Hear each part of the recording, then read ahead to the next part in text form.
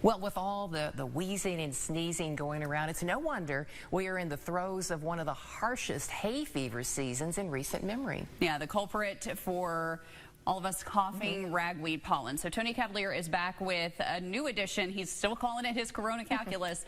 This time, though, looking to help us distinguish from fever and some of those other symptoms. Yeah.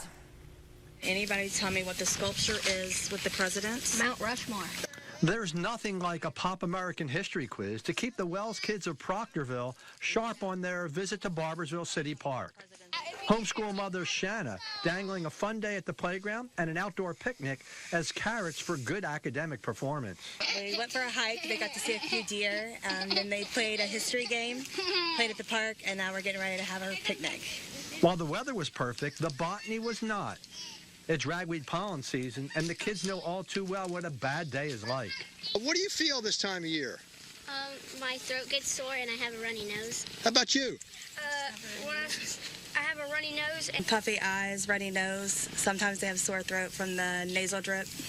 To cope with the daily pollens, Mom has a game plan. They take Zyrtec every morning. Does it affect their ability to study at home? They're homeschooled? It's just frustrating for them when they're looking down and their nose is running. In this drought summer, Lake William at the park is down, but pollens from ragweed are way up. Here on the south side of Huntington, I have found a field of ragweed. Some are small, but the giant ragweed plant can grow as high as 4 and 5 feet tall. In this drought summer, the stalks look a little withered. But you know something? Drought stresses ragweed, puts out even more pollen.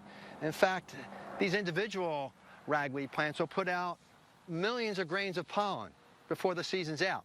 Ragweed thrives on unkept parking lots, like outside our WSAZ studio. Ragweed also thrives along the sides of railroad tracks and along riverbanks disturbed by man. The season runs through September.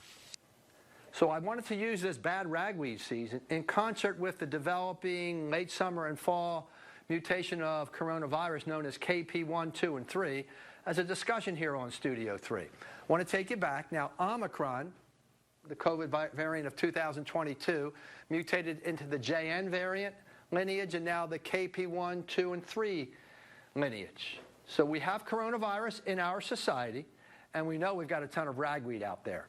We proved back in 2021 that you can get 20,000 microbes of coronavirus on the pinhead, 20,000.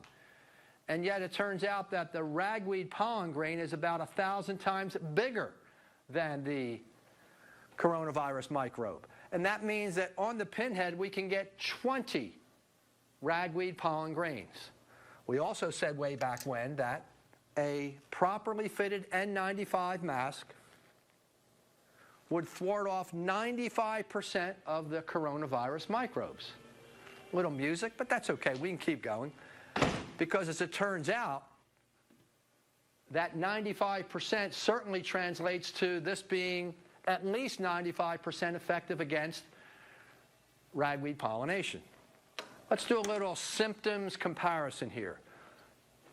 We've got ragweed pollen versus coronavirus.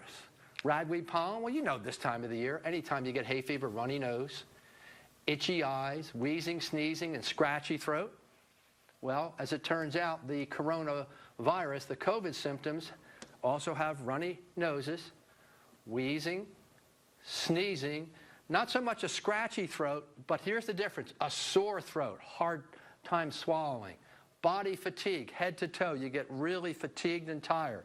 Those body aches and pains in concert with fever. Now, ragweed's known as hay fever this time of the year, the hay fever season, but that's more of a misnomer. You don't get fever or chills with ragweed pollination, but you do with the coronavirus. So there's your difference, the aches and pains, the fever, the body fatigue, and the sore throat, the coughing, and the deep congestion separates coronavirus symptoms from ragweed symptoms. Okay, when will this improve? We need two things to happen. Number one, we haven't had rain, a good rain, in a month now. If we could get a good rain, we would wash a lot of the pollen from the ground, or down to the ground from the air. And also, ragweed is nearing the end of its 6 to 8 week pollination cycle. We started in August. went up quickly, and by the 1st of September, we hit this peak. We actually hit it in late August, and we've been at a peak now for going on 3 weeks. A good rain will knock it down, but eventually, in time, heading into October, the amount of ragweed pollen that's thrust into the air will go way, way down. So we're waiting for rains to come along. We're waiting for the end of the ragweed season. And today we've re-explored corona calculus, along with ragweed here on Studio 3. Thank you, Tony.